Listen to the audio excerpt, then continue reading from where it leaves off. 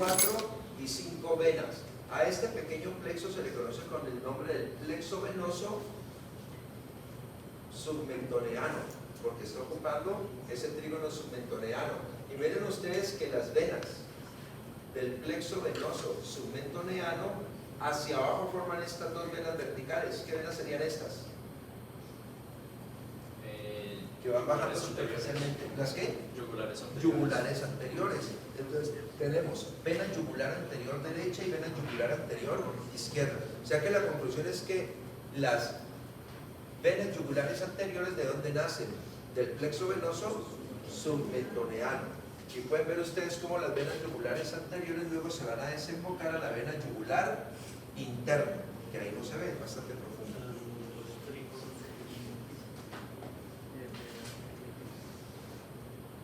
Hablamos también de los nodos del grupo 1A.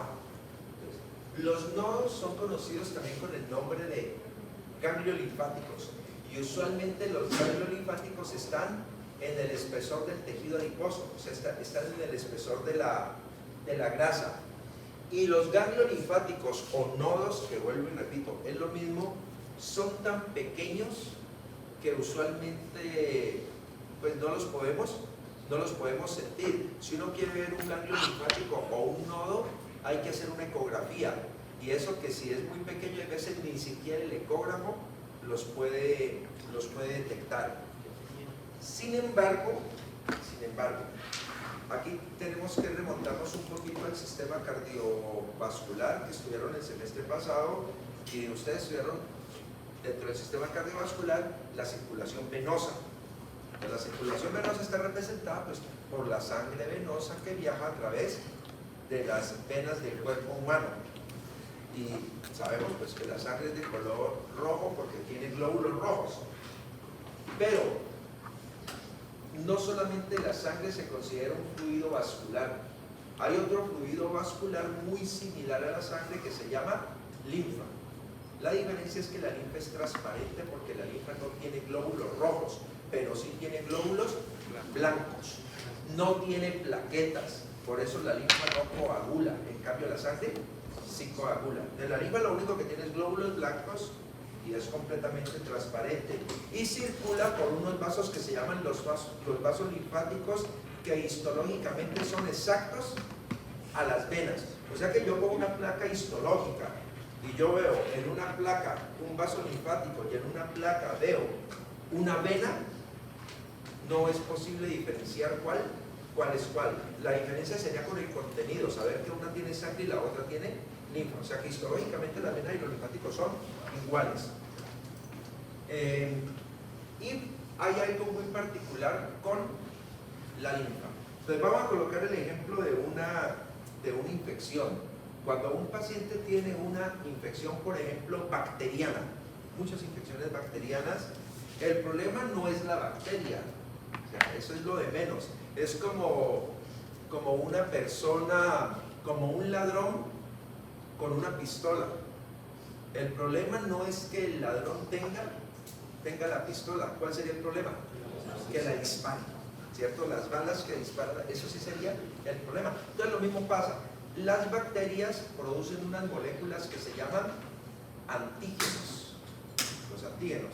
Mientras la bacteria no libere antígenos, no vamos a tener ninguna condición para enfermarnos. Desafortunadamente las bacterias liberan antígenos y eso es lo que nos enferma. Ahora, los antígenos que liberan las bacterias viajan por sangre, pero también viajan por linfa. Y la linfa en el cuerpo humano es filtrada en los nodos o los ganglios linfáticos. O sea, el papel de un nodo, un ganglio linfático, es lo más parecido al de un riñón. En nuestro cuerpo humano los riñones filtran la sangre y el resultado de esa filtración es una basura que se llama orina. Mientras la linfa esté libre de antígenos bacterianos, cuando ella entra por el nodo, así como entra, vuelve y sale. ¿Por qué? Porque los nodos están llenos de glóbulos blancos. Entonces, si llega la linfa con antígenos bacterianos, cuando llegue al nodo, ¿quién va a detectar la linfa? los glóbulos blancos. ¿Y qué van a hacer los glóbulos blancos? Generar una respuesta de ataque para tratar de frenar la infección. Y cuando se da esa respuesta de ataque, ¿qué le pasa al ganglio linfático? Empieza a aumentar de tamaño, se hincha. Y eso se llama una linfoadenopatía. Entonces, ¿qué son linfoadenopatías? Son ganglios linfáticos inflamados. Recuerden, un ganglio linfático también, ¿cómo le podemos llamar? Nodo, es lo mismo, nodo o ganglio linfático. Porque puede haber una, no sé si es el término, una hemorragia de linfa. Sí, señor, puede haber hemorragia linfática. Y es blanca. Y es blanco, es un líquido blanco. ¿Ah? Sí. Por ejemplo, cuando una persona se quema, cuando una persona sufre una quemadura, puede sangrar, pero muchas veces de las quemadas, de las llagas, de las úlceras, sale un exudado de color transparente, eso es linfático. La inflamación de ganglio linfático, entonces, ¿cómo se llama? Linfoadenopatía. Entonces, la linfoadenopatía, según lo que les acabo de decir, es un signo de ¿qué? De infección. Pero la linfoadenopatía también puede ser un signo de un cáncer metastásico. En esos casos se inflaman los ganglios. Por eso, cuando a la paciente se le enseña a hacer el autoexamen para prevenir el cáncer de seno, se le dice a la paciente: tóquese los senos para mirar bultos. ¿Qué serían los bultos? Los tumores. Pero le dice también: tóquese las axilas para mirar bultos. ¿Qué serían esos bultos? Las linfoadenopatías. Si eventualmente la mujer tiene un cáncer de mama, el cáncer de mama puede ser un tumor del tamaño de la cabeza de un alfiler, y muchas veces se lo palpa. Cuando se está haciendo la palpación no se siente el tumor porque es muy pequeño, pero ese tumor puede estar alimentando ganglios linfáticos en la axila. Entonces, puede ser que no se toque el tumor en la mama, pero sí se toque el ganglio linfático en la axila, que está indicando entonces que está en un proceso cancerígeno. Bien, entonces, lo que estamos diciendo es que en el trígono submentoneano hay ganglios linfáticos que se llaman los del grupo 1A. Ahí los tenemos. Entonces serían los nodos o los ganglios linfáticos del grupo 1A. O sea que, por ejemplo, un paciente que le dé una infección en el piso de la boca, un absceso dental inferior, se van a generar linfoadenopatías submentoneanas.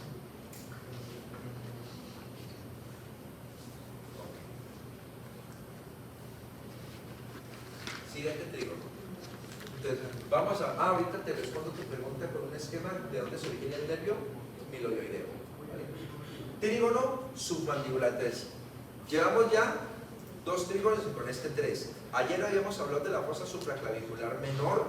Acabamos de hablar del trígono submentoneano, supraioideo, van 2. Ahora el tercero, trígono submandibular, que también se le puede llamar carotídeo superior, pero es más conocido como el trígono submandibular. Y como todo trígono, pues va a tener 3 límites. ¿Cuáles serán esos límites? El borde inferior de la mandíbula y la transición cráneo-cervicofacial. El vientre anterior del músculo digástrico y el vientre posterior del músculo digástrico. Entonces, miren, participan los 2 vientres del digástrico anterior y posterior con la mandíbula y la transición. Miremoslo mejor acá. Músculo digástrico, vientre anterior. Músculo digástrico, vientre posterior. Mientras el vientre anterior del digástrico se inserta en el cuerpo de la mandíbula, el vientre posterior del digástrico se inserta en la apófisis mastoides. ¿Qué parte de la mandíbula es esta? El ángulo. Entonces, miren, este espacio sería la transición cráneo-cervicofacial. Ahí ven la línea. Borde inferior de mandíbula, transición cráneo-cervicofacial. Vientre anterior del digástrico y vientre posterior del digástrico. Este es el trígono submandibular o trígono carotídeo superior. Y según el esquema de la tabla, ¿qué vamos a encontrar en este trígono? La glándula submandibular. ¿Qué secreta la glándula submandibular? Saliva. Mañana vamos a ver que está inervada por el nervio facial en el taller que vamos a hacer mañana. Pero ¿qué más hay en este trígono?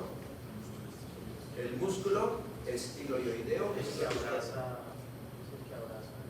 ¿Es el que abraza quién? Abraza el tendón. al tendón intermedio del digástrico. En este trígono van a encontrar a la arteria carótida externa y una de sus ramas que se llama arteria facial. Van a encontrar varios nervios: el hipogloso, el miloioideo, el lingual y un ganglio que se llama el ganglio submandibular. Nervio hipogloso, ¿qué parte craneal es? El tórax. El nervio hipogloso es el nervio motor de la lengua. Mañana vamos a tener un taller de dibujo de inervación de lengua. Y a la lengua tiene 4 tipos de inervación, adelantándome a la clase de mañana. La lengua tiene inervación motora para los músculos, sensitiva general, dolor, temperatura, tacto, gustativa o especial, y tiene inervación parasimpática o secretomotora porque en la lengua hay glándulas para la lubricación. ¿Por qué es importante? Porque para cada una de estas 4 funciones hay nervios diferentes. La lengua integra 6 pares craneales. ¿Listo? Entonces, adelantándonos, el nervio hipogloso es motor. O sea que nunca vamos a pensar que si hay un daño del nervio hipogloso se va a afectar el gusto o se va a afectar la sensibilidad, porque es exclusivamente motor para la lengua. ¿Listo? ¿Se acuerdan por qué huequito de la base del cráneo sale el nervio hipogloso?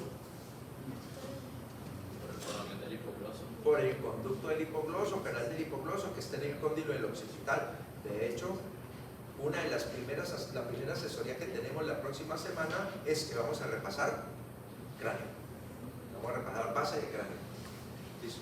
El músculo, ahora el nervio miloioideo. El nervio miloioideo es un nervio motor para 2 músculos, para el músculo que lleva el mismo nombre, el músculo miloioideo. ¿Y qué músculo hay por debajo del miloioideo? ¿Qué músculo hay por debajo del miloioideo? El vientre anterior del digástrico. Entonces, el nervio miloioideo nos inerva. O sea, que el vientre anterior del digástrico lo inervan 2 nervios. No, al vientre no. Al músculo digástrico lo inervan 2 nervios. Al vientre anterior, el miloioideo. Y al vientre posterior, porque el piloto no lo inerva. El facial. El facial. Entonces, acuérdense que ayer, en el taller de cráneo, en los talleres del nervio facial y trigémino, yo les dije, el nervio trigémino inerva los 4 músculos de la masticación, pero inerva otros 4 músculos que no eran de la masticación. Les dije, vientre anterior del digástrico, miloioideo, tensor del tímpano del martillo y tensor del velo del paladar. Y les dije que el nervio facial inervaba los 22 músculos de la mímica facial y además de eso otros 3 músculos que no eran de la mímica facial: el estapedio, el vientre posterior del digástrico y el músculo estiloioideo. Entonces, nervio miloioideo, entonces, es un nervio motor. ¿Para qué músculos? Vientre anterior del digástrico y miloioideo. ¿De dónde se origina el nervio miloioideo? Del alveolar inferior. Y el alveolar inferior del mandibular del trigémino. Ya vamos a repasar eso. Nervio lingual. Al igual que el hipogloso va para la lengua, solo que mientras el hipogloso va con función motora, el lingual va con función sensitiva general, o sea, dolor, temperatura y tacto. Solo vemos mañana. Y el ganglio submandibular, ¿qué tipo de ganglio dijimos que es? ¿Sensitivo o parasimpático? Parasimpático. Y los ganglios linfáticos que hay en el trígono submandibular son del grupo 1B, porque los de la región submentoniana eran del grupo 1. Entonces vamos a ir mirando acá estas cosas. Allí, por encima del vientre anterior del digástrico, ¿qué músculo? Estiloioideo. El músculo estiloioideo y el vientre posterior del digástrico, recuerden que están inervados por el nervio facial. Ahora, ahí pueden ver. ¿Qué apófisis es esta? Y esta, entre la apófisis mastoide y estiloides hay un huequito que se llama el foramen estilomastoideo. Y por el foramen estilomastoideo, ¿qué nervio sale? El facial. Entonces, cuando el nervio facial sale por aquí, pues le quedan de papaya estos dos músculos y los inervan. Siempre que estén así, van a diferenciar el vientre posterior del digástrico. ¿A dónde se va? A la apófisis mastoides. ¿Listo? Y este, pues claramente es el estiloideo. Y por encima del vientre anterior del digástrico, el músculo miloioideo. Estos dos por el nervio miloioideo y los dos de atrás por el nervio facial. Miren aquí. ¿Cómo se llama? A ver, ¿qué se ha cortado aquí? El arco cigomático. ¿Y qué se ha cortado aquí? ¿Pero qué parte? ¿Y quién más? Y el ramo. Se ha cortado el ángulo y el ramo de la mandíbula.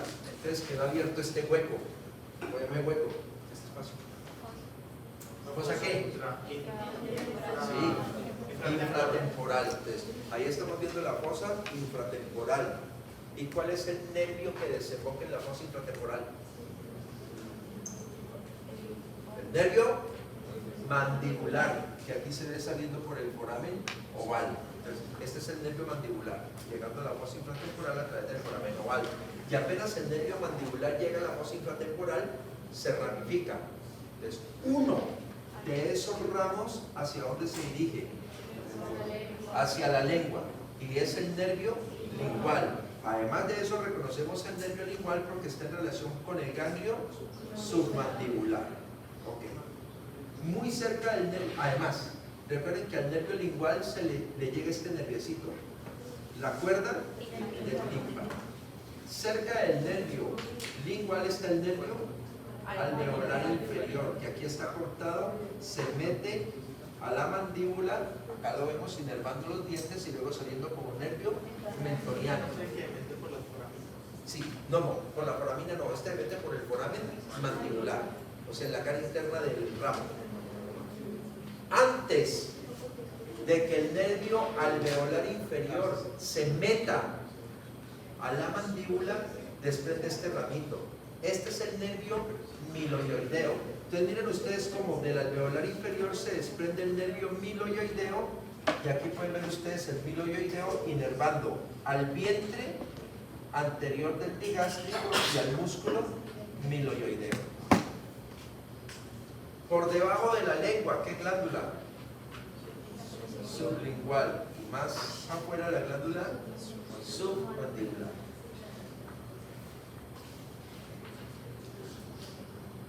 Por el cuello, a cada lado del ángulo traqueoesofágico. El ángulo traqueoesofágico es el espacio que queda entre la tráquea y el esófago. A los lados del ángulo traqueoesofágico sube esta arteria.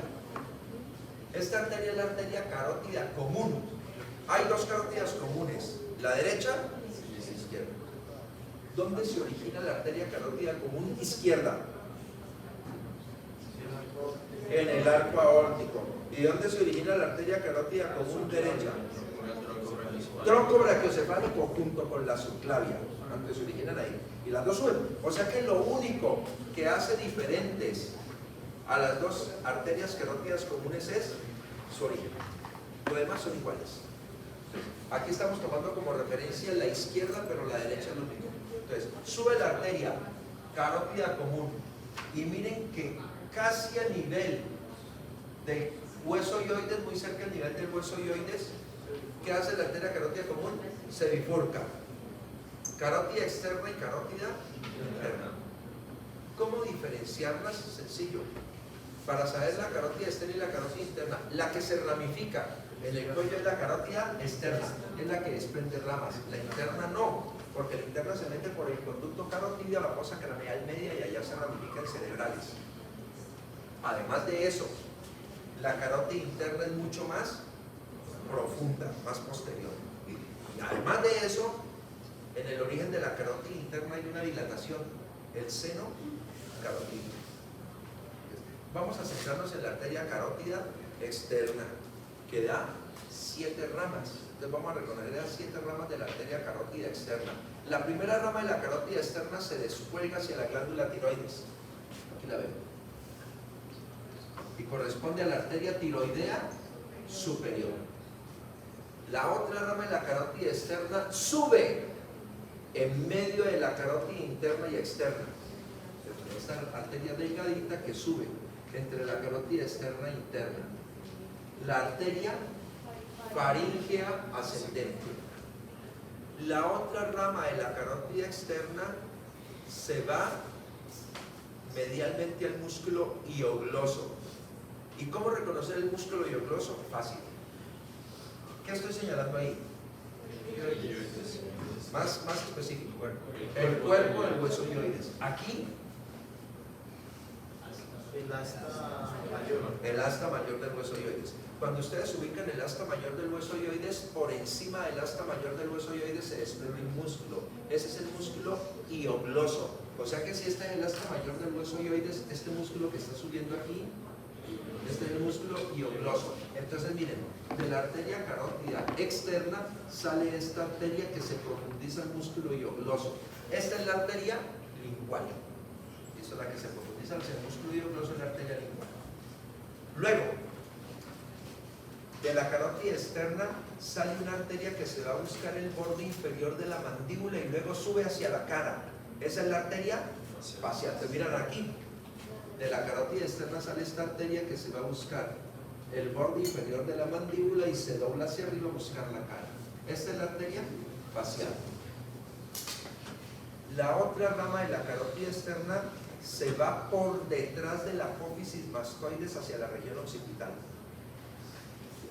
Se va por detrás de la apófisis mastoides a la región occipital. Esa es la arteria occipital.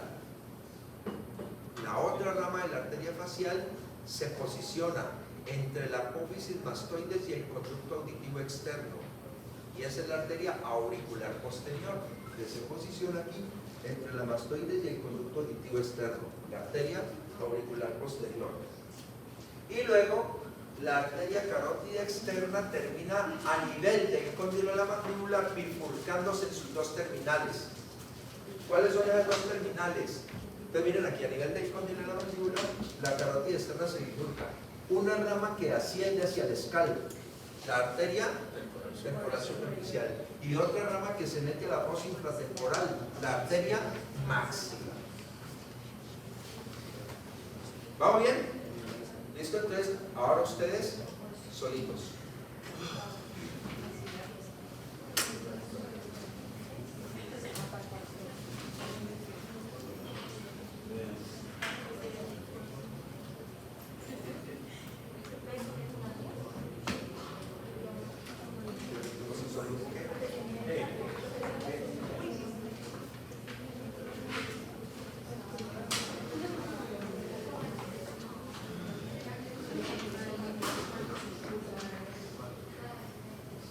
Valentina García.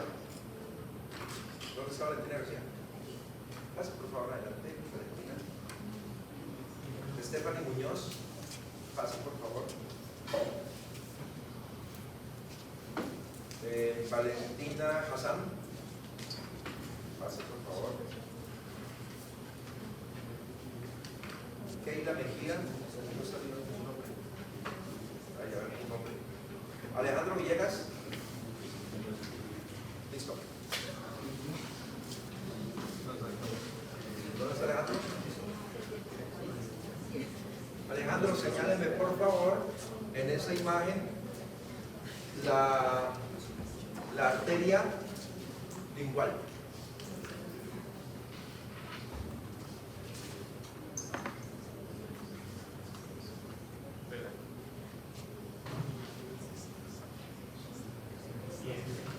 Listo.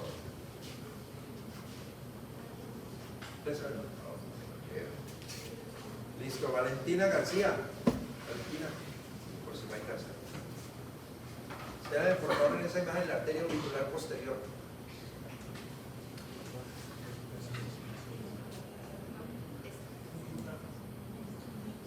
Más abajo donde le pueda ver bien, porque es que me están yendo. Eso, listo.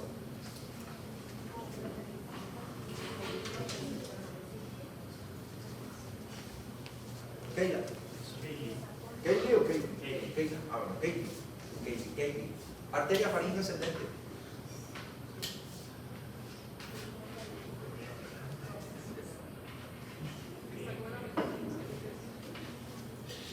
Gracias. Valentina Hassan, por favor. Arteria facial.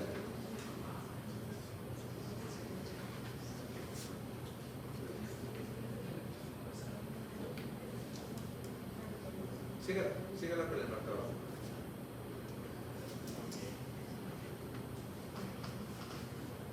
Medio puntico porque no le pegó la primera. Stephanie, por favor. Arteria occipital.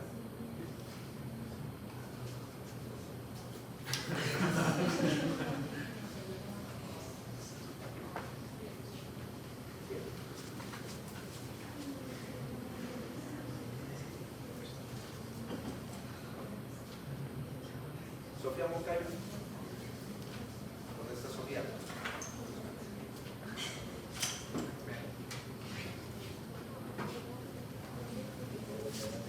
Arteria maxilar.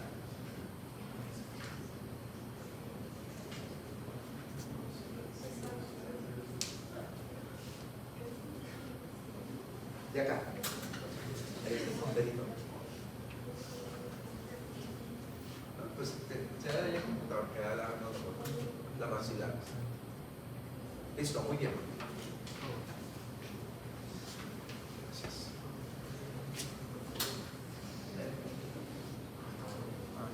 Y en el trígono submandibular que tenemos ganglios linfáticos, pero del grupo 1B, porque los del 1A eran submentoneanos. Esos también se inflaman, como todos los ganglios cuando hay infección cáncer. Okay. Siguiente trígono. Este sería el cuarto trígono. Ayer, fosa supraclavicular menor. El primero que vimos hoy fue submentoneano suprayoideo. Acabamos de ver el submandibular o carotidio superior. Ahora el cuarto. Trígono carotidio, que le pueden llamar carotidio inferior en caso de que al submandibular le llamen carotidio superior. O trígono vascular, porque va a estar con mucha estructura vascular, mucho vaso sanguíneo. Según entonces, todo trígono, tres límites, ¿cuáles serían? Vientre posterior del músculo gástrico, vientre superior del músculo homoyoideo, y el borde anterior del músculo esternocleidomastoideo.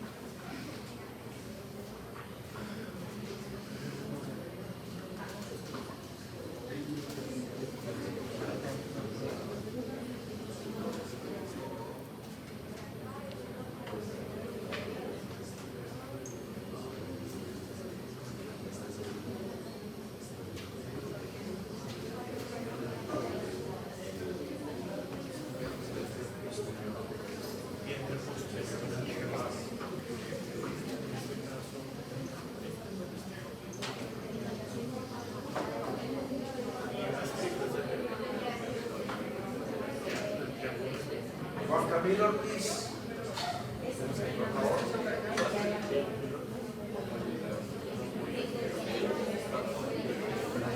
Y Juan Pablo Ramírez. ¿Dónde está Juan Pablo? ¿Salió? Listo, -1.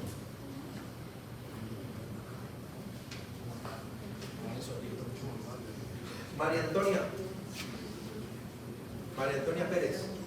Listo, María Antonia, por favor.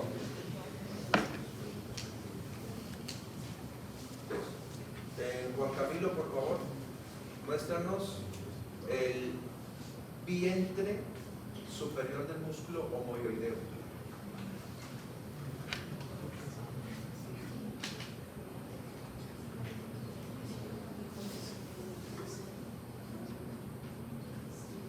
¿Vuelve a señalar, por favor?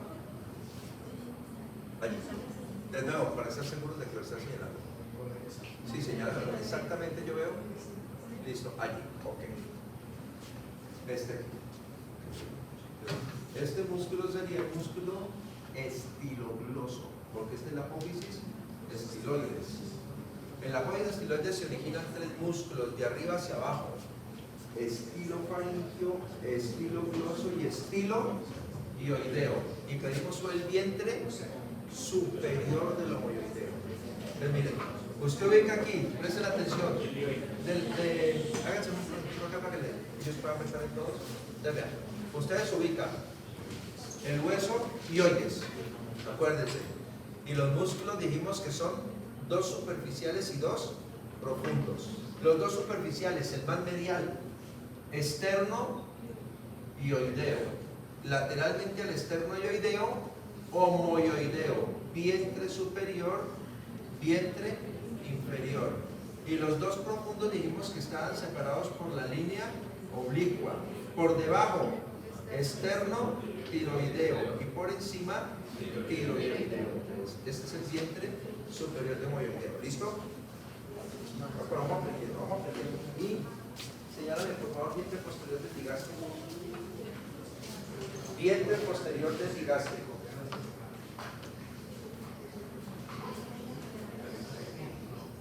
Tócalo. Bueno, tócalo acá. Vientre posterior del digástrico.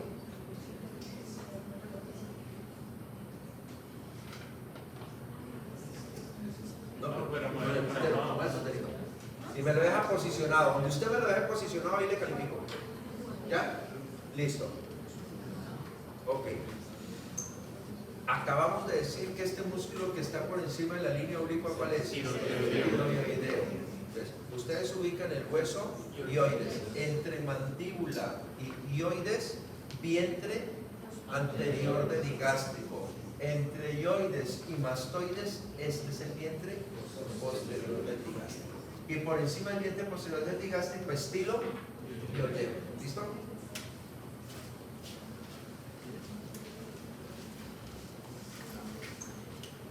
Entonces, ¿qué músculo está señalado ahí? Sternocleidomastoideo, digástrico, vientre posterior, y homoioideo, vientre superior.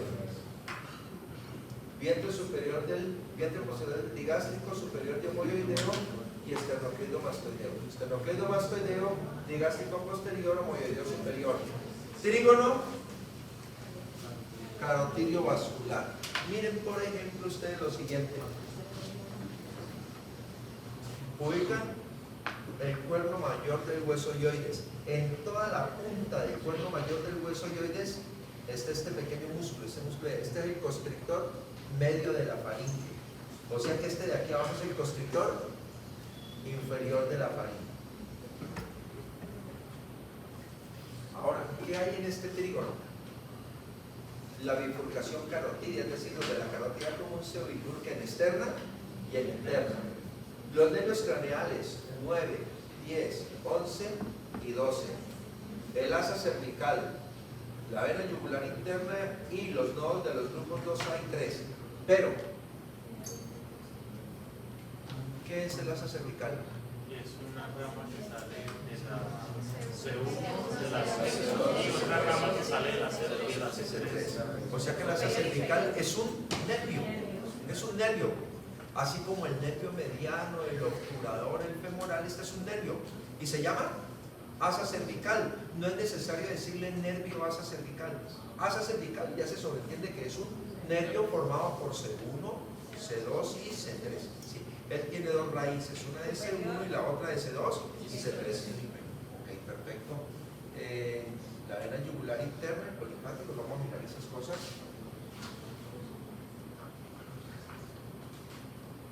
Bien.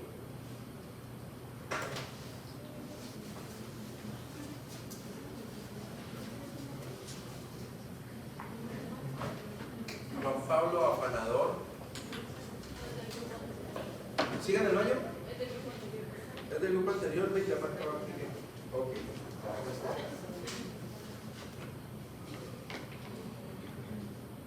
Valeria Fernández. Y María Antonia Murillo.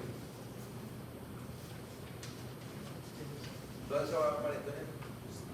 ¿Dónde está? ¿Son la que está de última ya? Esas son las que conversan bastante.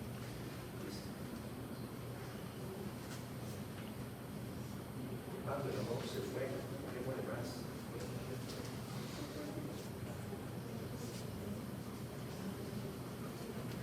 ¿Allá dejó algo? ¿Dejó Valentín algo? ¿Sí? Listo. Ok. Valentina Zuluaga. ¿La que está con ella ahí también? Perfecto.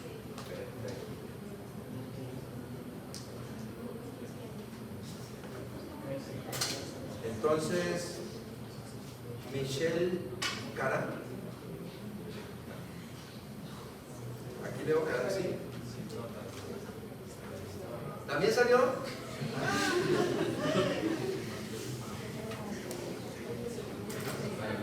Juliana Hernández, ¿también? Listo.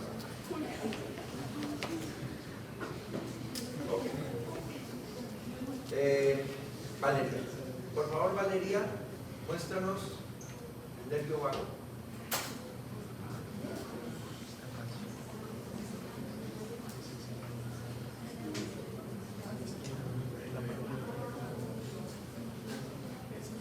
Muy bien.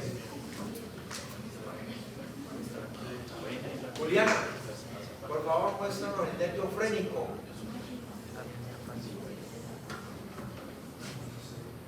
Perfecto.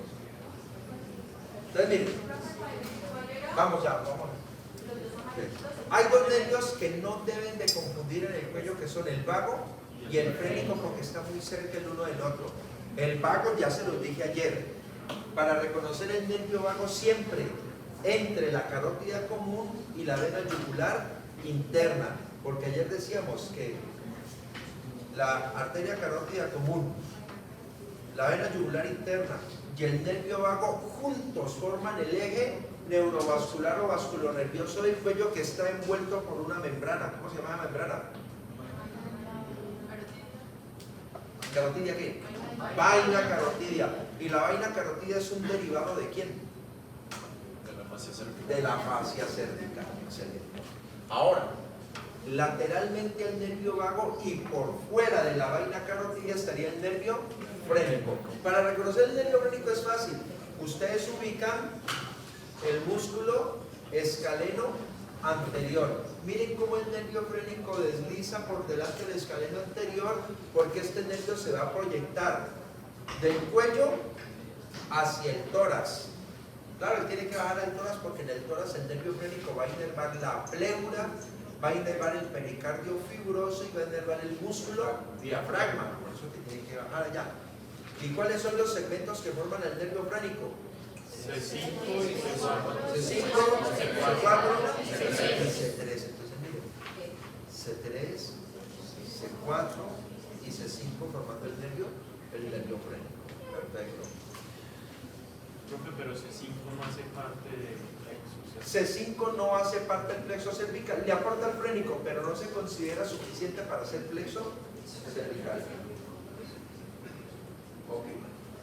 Miren aquí, entonces lo siguiente, pero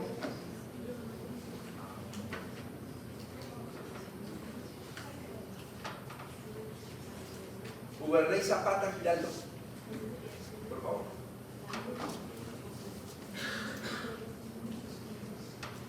En esta imagen, por favor, vamos a ubicar por debajo del vientre posterior del digástrico al nervio hipogloso, que se llama el nervio hipogloso. ¿Cuál es la indicación? Por debajo del vientre posterior del digástrico. Entonces, se identifica el vientre posterior del digástrico y llama el hipogloso. Listo. De nuevo, tenemos el vientre posterior del digástrico y este sería el nervio hipogloso, que se proyecta a la lengua. Él se va a proyectar a la lengua. Es motor para la lengua. Y pegado al nervio hipogloso aparece el ramo ventral de C1, que sería este de aquí. el ramo ventral de C1. Y recuerden que del ramo ventral de C1 se desprende la raíz superior del asa cervical. Si este es C1, este es el ramo ventral de C2, el ramo ventral de C3, de donde se desprende la raíz inferior del asa cervical. O sea que esto es asa cervical para los músculos infraoideos. Ahí se alcanza a ver, por ejemplo, todo esto es asa. Este es el ramo para el músculo tiroideo. No se alcanza a ver el cervical transverso aquí. ¿No es ese, profe? Este, no, estos son ramos del asa cervical, ramos motores del asa cervical. Siguiente trígono. Aquí tenía el lado de la cervical. El que está más profundo del estiloideo y el músculo, ¿cuál es ese? Este de aquí, pues. Este sería vientre posterior del digástrico. Este es estiloideo y este músculo de aquí es el músculo estilo faríngeo. Desde la faringe, de estilo faríngeo. De la póvida estiloide se desprenden tres: estilogloso, estiloideo y estilofaríngeo. Trígono muscular o trígono infraoideo. O sea que este trígono está por debajo del hueso tiroideo. Paréntesis. Yo creo que mañana en la tarde, entre las 7 y las 9 de la mañana les voy a subir una guía para cuello. Ya les había comentado algo ayer. No sé, vamos a hacer grupos más grandes. Vamos a hacer un poquito, porque tienen que hacer muchas cosas y todos tienen que participar. Entonces, en esa guía, pues yo les voy explicando el paso a paso, pero básicamente pues tienen que maquillar primero los músculos. Tendrán que maquillar explicando los límites del cuello, borde inferior de la mandíbula, el ángulo, la transición. Bueno, eso lo harán en uno. Luego tendrán que maquillar el esternocleidomastoideo con el hueso ioides. Luego van explicando en otro los músculos suprayoideos, luego los músculos infrayoideos, y luego cada uno de estos trígonos. Entonces, yo creo que vamos a armar un grupo ahí de unas 6 personas para que todos tienen que hablar en el video. Esto les repito, yo califico es lo que hable, y no es que hable diciendo hola, nosotros somos estudiantes yo soy estudiante de medicina de la Javeriana y vamos a hacer este video, y ya esa fue mi participación. No, cuando digo hablar es explicando anatomía. Creo que vamos a ver, ese videito nos puede salir en unos 15 minutos, porque vamos a hacer varias cositas cortas y luego las pegamos, y yo les califico eso. Ese video, como va a tener bastante trabajo, entonces ese video les va a dar un punto completo, o sea 10 décimas. Les va a dar un punto completo en el examen práctico de anatomía. ¿Listo? O sea que si hacen bien el video, a la nota que saquen en el examen práctico de anatomía se les sube un punto. Si sacan 4, pues tendrían 5. Si sacan 5, pues qué bueno.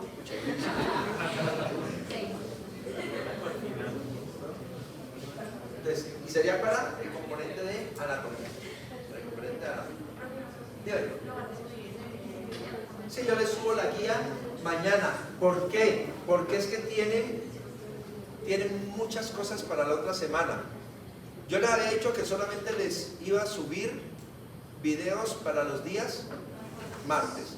Sin embargo, les voy a dejar disponibles, pero serían opcionales, les voy a dejar disponibles los videos de toda la semana. De toda la semana. Estómago, de toda la semana lo van a encontrar entonces allí. Ya. El video me lo entregarían el mismo día que presenten el examen parcial, o sea, de la semana que viene a la siguiente. O sea, hoy es jueves, de hoy en 15 días entregan el video. Ok, trígono muscular infraoideo. Límites: vientre superior de omoioideo, Esternocleidomastoideo y la línea media separando a ambos lados. Ok, en esta imagen, este sería el hueso hioides. Entonces recuerden, medialmente el músculo externo hioideo y lateralmente el vientre superior del homohioideo. Y esto sería los vientres del esternocleido mastoideo. O sea que el trígono estaría aquí. Línea media, esternocleido mastoideo y vientre superior de homohioideo.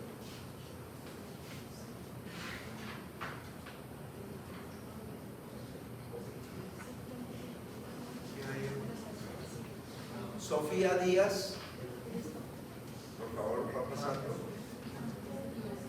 Edward Peña, va pasando, por favor.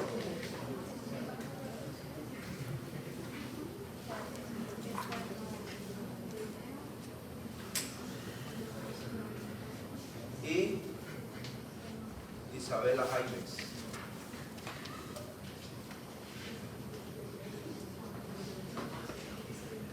Bien, empecemos con Isabela. Isabela Jaimes, por favor. Señale en esa imagen el músculo esternotiroideo.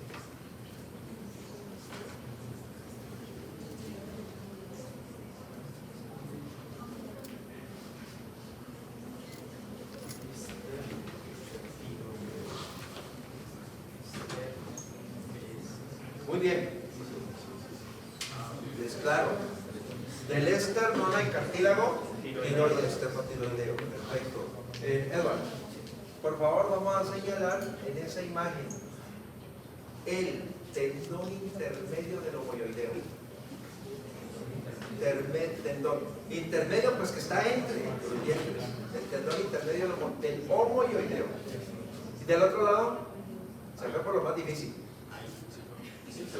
Muy bien.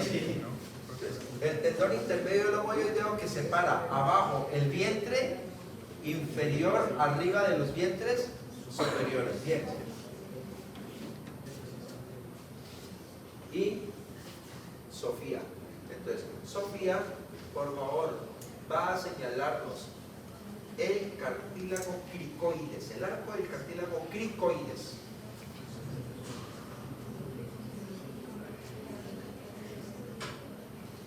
¿Se acuerda que hay que separa la zona 1 de la zona 2? Tranquila. Mira ya la imagen, que ya ven que sabe. Arco del cartílago cricoides.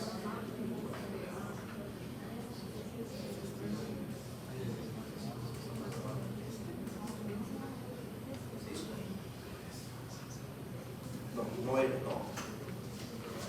Entonces miren. De arriba hacia abajo, cuerpo del hueso hioides, membrana tiroidea, cartílago tiroides, membrana cricotiroidea, cartílago cricoides. Por debajo del cartílago cricoides la tráquea. Pero ahí no pueden ver la tráquea porque está cubierta por esto, que sería el istmo de la glándula tiroides. El resto de la glándula tiroides, ¿quién le está tapando? Los músculos infraioideos, el esternoioideo que está aquí cortado y el esternotiroideo, le están tapando.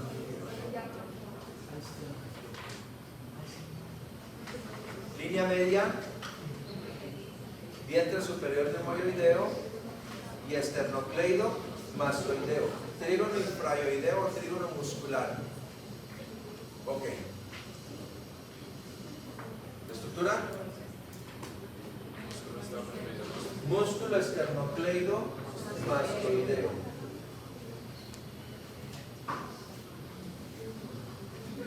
Raquel Perlaza. ¿Dónde está Raquel? Ahí listo. Ok, ahí. Preguntas teóricas. ¿Quién inerva al músculo esternocleidomastoideo?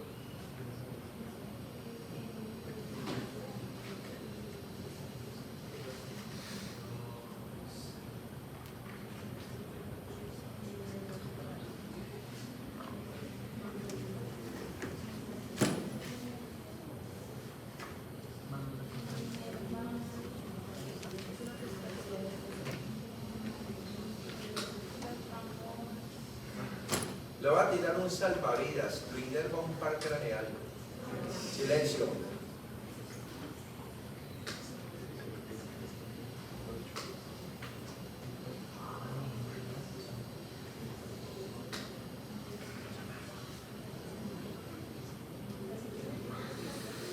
Listo. El nervio accesorio o espinal. ¿Listo? El músculo esternocleidomastoideo está inervado por el nervio espinal accesorio, pero esa sería inervación motora, porque la propioceptiva es el nervio cervical transverso. Ok. Allí se puede ver el esternocleidomastoideo porque se ha retirado la lámina superficial de la fascia cervical. Si retiramos el esternocleidomastoideo, esta sería la lámina media o pretraqueal de la fascia cervical, y profundo a ello los músculos infraoideos. Vamos a retirarlos. Ok. Y podemos ver la glándula tiroides en ese trígono infraoideo muscular. La glándula tiroides inicialmente está formada por tres partes. A los lados, los lóbulos. El lóbulo derecho y el lóbulo izquierdo. Y los dos lóbulos están unidos en sentido anteromedial por el istmo de la glándula tiroides. Ahora, cada lóbulo de la glándula tiroides tiene un polo superior y un polo inferior. O sea que si en el examen práctico yo les coloco una imagen marcando allí polo inferior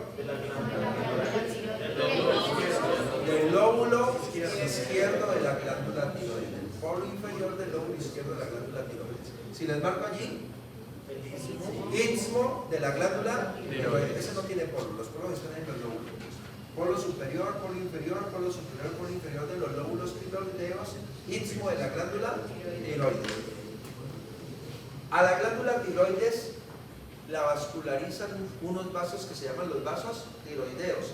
Los que llegan al polo superior serían los vasos tiroideos superiores. Recuerden que ya les había dicho, la arteria tiroidea superior viene de la carótida externa. La vena tiroidea superior que desemboca en la yugular interna. Del polo inferior, las venas tiroideas inferiores que van a la brachiocefálica izquierda. Y las arterias de los polos inferiores se llaman arterias tiroideas inferiores. ¿De pronto se acuerdan de dónde se originan las tiroideas inferiores? Porque la profesora Estefanía me dijo que se le había enseñado eso. De la subclavia. De la subclavia sale una arteria que se llama tronco tirocervical. Y del tronco tirocervical sale la arteria tiroidea inferior.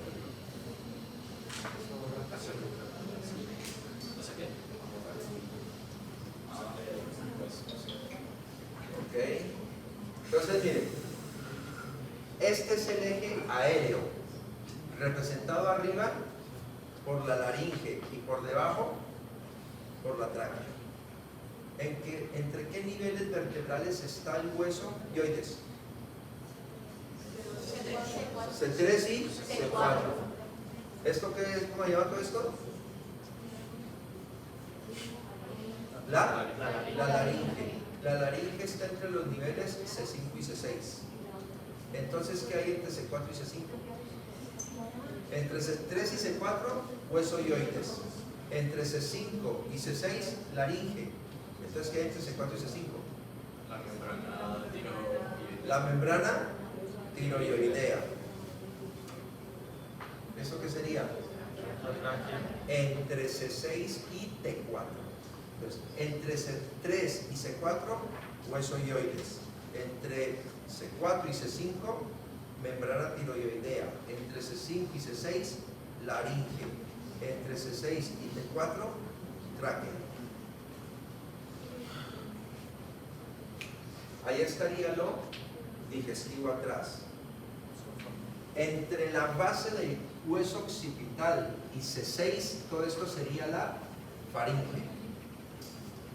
Los músculos de la faringe se llaman constrictores y son tres: superior, medio e inferior. Entonces, estructura: constrictor superior, constrictor medio, constrictor inferior de la faringe. Y luego la faringe se recoge como un embudo y se continúa como el esófago. Siguiente, trígono. Trígono homoclavicular o fosa supraclavicular mayor. El trígono homoclavicular o la fosa supraclavicular mayor. Entonces, mira los límites: vientre inferior del homoioideo, esternocleidomastoideo y clavícula.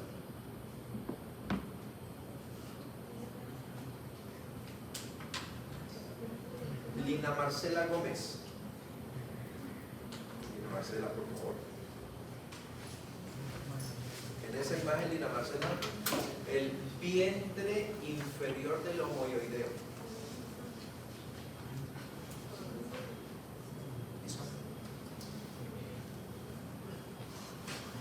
¿Listo? ¿De acuerdo?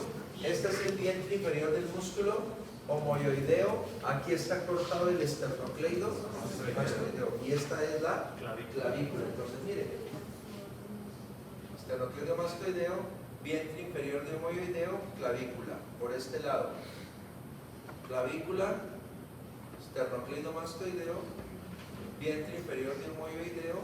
Ese espacio es la fosa supraclavicular mayor. ¿Qué hay en la fosa supraclavicular mayor? El ápice del pulmón, la vena subclave, la yugular interna, el conducto torácico, la arteria torácica interna, el frénico y los ganglios del grupo 4 y grupo 5B. Entonces, lo siguiente.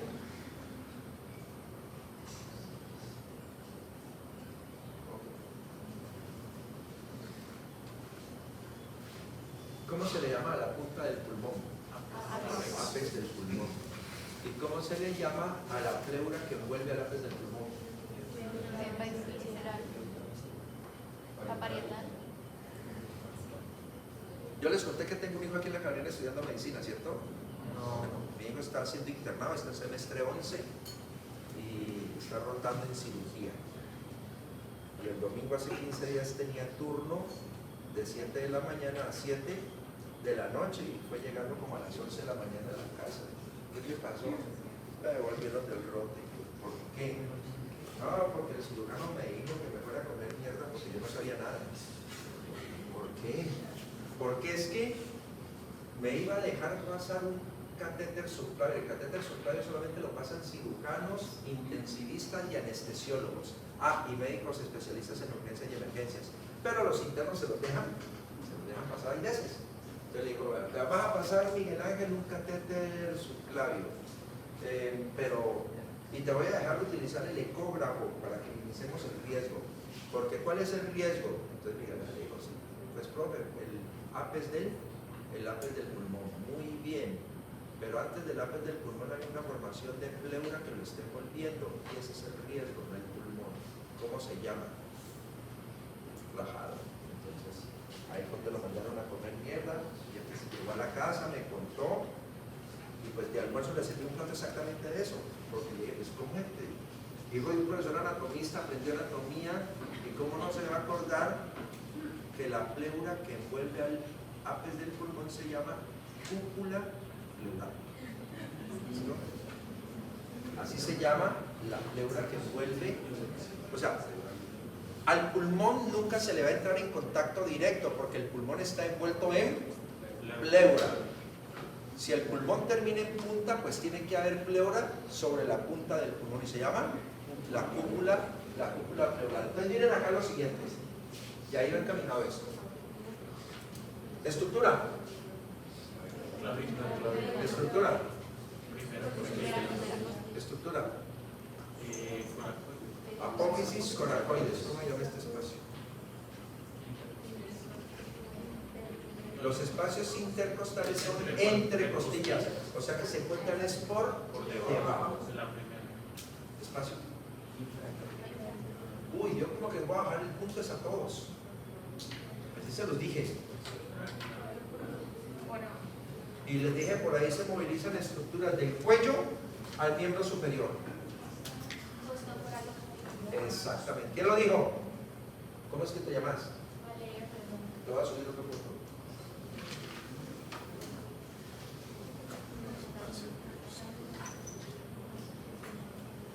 Valeria Fernández. Motato. ¿Listo? Muy bien. El desfiladero costocoracoclavicular, por donde pasa la arteria subclavia y la vena subclavia. Aquí se puede hacer un cateterismo de la vena subclavia. Y miren, este es el ápice del pulmón. Llega hasta acá. Entonces este es el ápice del pulmón, la punta. Y ahí hay pleura que lo está cubriendo y se llama cúpula pleural. Por delante del ápice del pulmón está deslizando esta arteria, que es la arteria torácica interna o arteria mamaria interna. Entonces, si la aguja se inclina mucho, la aguja puede romper primero la cúpula y luego la arteria. Y si la arteria empieza a sangrar, esa sangre se empieza a meter al espacio de la pleura. Y eso se llama un hemotórax. Si se profundiza mucho más la aguja, además de romper la cúpula pleural, luego puede romper el ápice del pulmón. Ahí ya se empieza a salir el aire y eso sería neumotórax. ¿Okay? En color verde son los linfáticos. Entonces miren, en el lado derecho a este linfático se le llama conducto linfático derecho, pero en el lado izquierdo se le llama conducto torácico. Entonces, ¿qué es el conducto torácico? Es un vaso linfático y está solamente en el lado izquierdo, o sea que no le vayan a decir conducto torácico izquierdo porque la respuesta les va a quedar mal. Solamente conducto torácico. El del lado derecho se llama conducto linfático derecho. ¿Ok? Entonces, quitamos, miren aquí, la vena subclavia. ¿Esta vena cuál es? La yugular ¿qué? Interna. Y esta es la yugular externa. O sea que la yugular externa desemboca en la subclavia. Luego la subclavia se une con yugular interna. Este punto se llama confluente venoso yugulosubclavio. Y de confluente venoso yugulosubclavio nace la vena brachiocefálica derecha y brachiocefálica izquierda. ¿Y qué pasa cuando se unen las dos venas brachiocefálicas? Se forma la cava superior. Eso ya va a hacia derecha. Ustedes miren aquí. El ápice del pulmón, todo esto. La pleura que lo rodea, la cúpula pleural y la arteria que desliza por delante sería la arteria torácica interna o arteria mamaria interna. Ahí se puede ver, entonces vean. Arteria subclavia, arteria mamaria interna. De la mamaria interna esta que se desprende aquí se llama la pericardicofrénica. Las carótidas comunes, ¿esto qué sería aquí? El tronco brachiocefálico dando origen a la carótida común derecha y a subclavia derecha. El último trígono del cuello corresponde al trígono homotrapecial. O sea que ahí va a estar involucrado el músculo trapecio. Límites: vientre inferior de moioideo, trapecio y esternocleidomastoideo. Músculo: esternocleidomastoideo, trapecio, vientre inferior del moioideo. Entonces, en ese trígono ustedes van a encontrar los ramos sensitivos del plexo cervical. Entonces vamos a reconocerlos.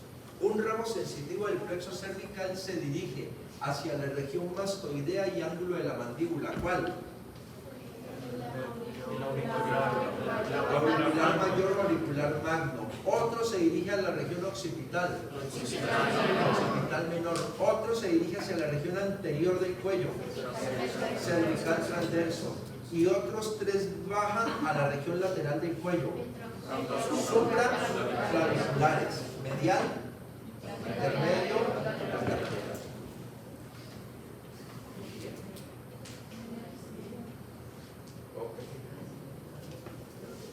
Valentina Valencia,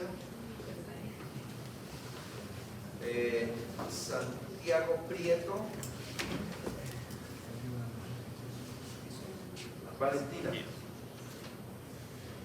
por favor, vamos a señalar el nervio vago.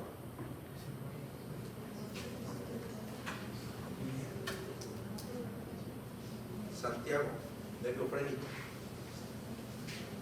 Perfecto. ¿Ya lo habíamos hecho esto? Recuerden que les... Pueden sentarse en casa. Muy bien. Recuerden que le estoy sacando bastante acá, estoy insistiendo porque a mí no me gusta coger a nadie con los calzones abajo. Las mismas imágenes que coloco en las presentaciones son las mismas que coloco en el parcial. Por eso es que muestro y explico para que se aprendan las cosas y que estén muy atentos. Recuerden, el vago, el vago lo reconocemos porque está entre la carótida y la yugular interna, y el frénico porque está deslizando por delante del músculo escaleno anterior. C3, C4 y C5. Ahora, ¿quién quiere decirme esto qué es? ¿Qué parte del plexo braquial para darte el punto? No, ¿qué parte es eso? El plexo braquial es C5, C6, C7, C8, C9, pero ¿qué es esto? Para poderle dar puntos. Los troncos. ¿El plexo braquial cuántos troncos tiene? Tronco superior, tronco medio y tronco inferior. Si fueran fascículos, ya no están en el cuello, están en la región axilar. ¿En dónde? En el desfiladero o estrecho costoporacoclavicular. Ahí ya serían fascículos.